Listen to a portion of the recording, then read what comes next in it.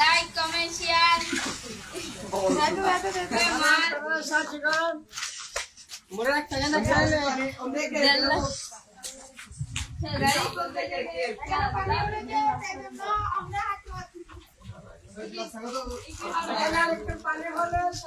আসসালামু আলাইকুম ওয়া রাহমাতুল্লাহি ওয়া বারাকাতুহু। আপনারা দেখতে পাচ্ছেন এটি বোয়ালখালী পৌরসভার ৬ নং ওয়ার্ডের একটি জনপদ। এখানে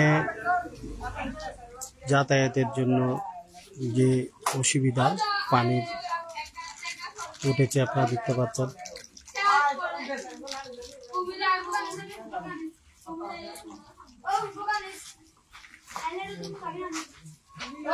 প্রায় ৩০টি পরিবার পানিবন্দী অবস্থায় রয়েছে। আপনারা দেখতে পাচ্ছেন সরাসরি রাস্তাটি ডুবে প্রায় কোমর সমমান পানি হয়েছে। তো আপনারা দেখতে পাচ্ছেন সরাসরি আমাদের লাইভের মাধ্যমে। যারা আমাদের সাথে সংযুক্ত আছেন আপনারা সরাসরি দেখতে পাচ্ছেন বোয়ালখালীতে বিভিন্ন স্থানে পানি প্লাবিত হয়েছে। বোয়ালখালী পৌরসভা সহ পৌরসভার প্রায় ৪টি ওয়ার্ডে পানিবন্দী এই অবস্থায় পানি প্লাবিত হচ্ছে এবং জনগণের চলাচলের অসুবিধা হচ্ছে। যদিও এটি এখন মৌসুমি একটি সিজন, যার কারণে এখানে পানিবন্দী অবস্থায় যদি রাস্তাটি সংস্কার করা হয়, এটি একটু উঁচু হয়, তাইলে আপনার এই রাস্তাটি আর একটু উঁচু হলে হয়তো বা পানি আরো কম পানি। তোমরা হেঁটে যাও না, সবাই হেঁটে আসো, যাও না। আমরা সরাসরি আপনাদেরকে দেখানোর চেষ্টা করছি, যেহেতু এখানে কোমর পানি, অনেক মানুষ যাতায়াতের সমস্যা আমরা দেখতে পাচ্ছি। অনেক মানুষ চলাফেরা করছে এদিকে। বর্তমান কি অবস্থা আপনাদের এই রাস্তাটি? অবস্থা পরিস্থিতি অনেক খারাপ। এখানে খুব উঁচু জায়গা হিসেবে কম হয়েছে না, একের উপরে পানি।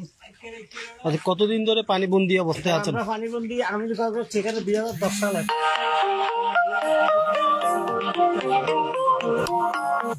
আমি অনেক দরখাস্ত করেছি ইউনিয়ন পরিষদে, কিন্তু কোনো কাজ করে না। এই আমাদের কমিশনার বলছে এটা করে দেবো, করে দেওয়া বলে করবে বলে করা যায় নাই। অনুষ্ঠান নম্বর 1 কমিশনার বলছিল গত বছর এটা করে দেবে, কিন্তু করে দেয় সরকার পতনে গেছে। এখন আমরা আরো বিপদে পড়ে গেছি। বর্তমানে যে স্কুলের ছাত্রছাত্রী যাওয়া আসার মধ্যে যে অসুবিধা হচ্ছে, এর থেকে পরিত্রাণ পাওয়ার জন্য কি করা উচিত? স্কুল ছাত্রছাত্রী তো সকালে গেলাম, বিকেলে ঢুকতে হয় না পানির জন্য। এখন স্কুল ছাত্রছাত্রী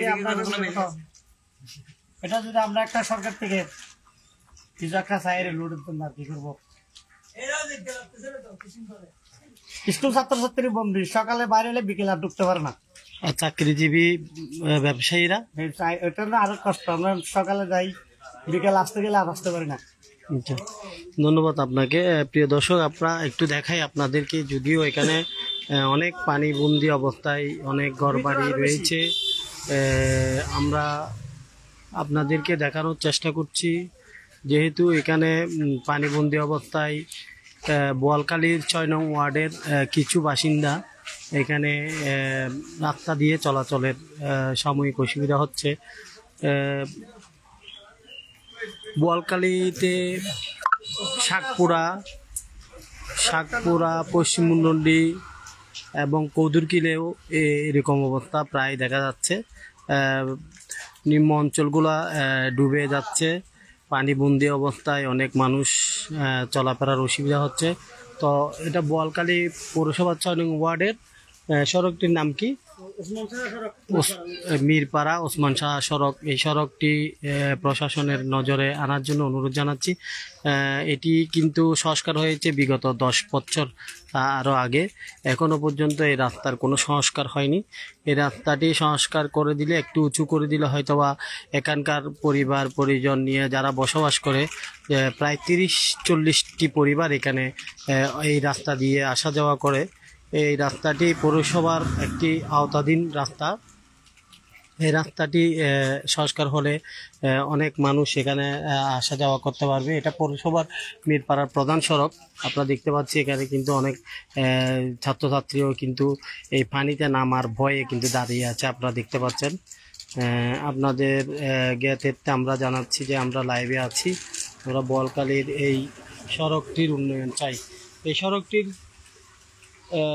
উন্নয়ন হলে কেমন হবে? এই সড়কটা মেইন হলে অনেক ভালো হবে ছাত্রছাত্রীদের জন্য। আমরা ব্যবসাজীবী বা কর্মজীবী যারা আছি তারা অনেক পানি বন্দি। আমি এই দুপুর 12টার থেকে বাড়িতে পারতেছি না। দুপুর 12টা থেকে আপনাদেরকে পানি, বৃষ্টির পানি আর জোর পানি আমাদেরকে আক্রমণ করতেছে। আমরা ভিতরে ঢুকতে পারছি না, আমরা তো প্রায় 40 মিনিটের মতো আছি। আচ্ছা, ধন্যবাদ আপনাকে। এখানে আমি একজন ছাত্র আছে, ছাত্রের সাথে কথা বলবো। তোমার নাম কি? আমার নাম মোহাম্মদ আমজাদ হোসেন সাইমন। তোমাদের বাড়ি এখানে? আমার বাড়ি হলো আপনার এদিকে জোরেশন বাজারের একটু পরে দিকে। এই রাস্তা দিয়ে চলাফেরা করা হয়? জি। তো এই তো প্রাইভেট করা হয় তো চলাফেরা করতে হয়। তো এই চলাফেরা করতে কেমন লাগে যে এই পানির ভিতরে? জি, অন্যত এখানে তো স্বাভাবিক জলের পানি অতিরিক্ত আছে, হাঁটাচলাতে তো পানি এমনি তো সমস্যা। দুপুর দিকে জল উঠলে পানি এমনি স্বাভাবিক বেশি থাকে। উন্নতির কাজও করলে ভালো হয়। ধন্যবাদ। একজন ছাত্র আমাদের লাইভে সংযুক্ত হয়েছে। ও আসলে পড়ালেখার পাশাপাশি মানুষ যারা এদিকে চলাচল করে এবং ছাত্রছাত্রীরা যারা চলাচল করে তাদের সবার সাময়িক অসুবিধা হচ্ছে। এই জন্য ঊর্ধ্বতন কর্মকর্তা এবং পৌরসভা যারা কর্মকর্তা রয়েছেন এবং পৌরসভার বিশেষ করে প্রশাসক, উনি এই বিষয়ে একটু নজর দিবেন, যেহেতু পানি কমলেই যাতে এই রাস্তাটির একটি সংস্কার বা সুরাহা হয়। এ বিষয়ে একটু নজর দিলে হয়তোবা এখানকার অনেক পরিবারের লোকজন সুবিধা ভোগ করতে পারবে। সবাইকে ধন্যবাদ।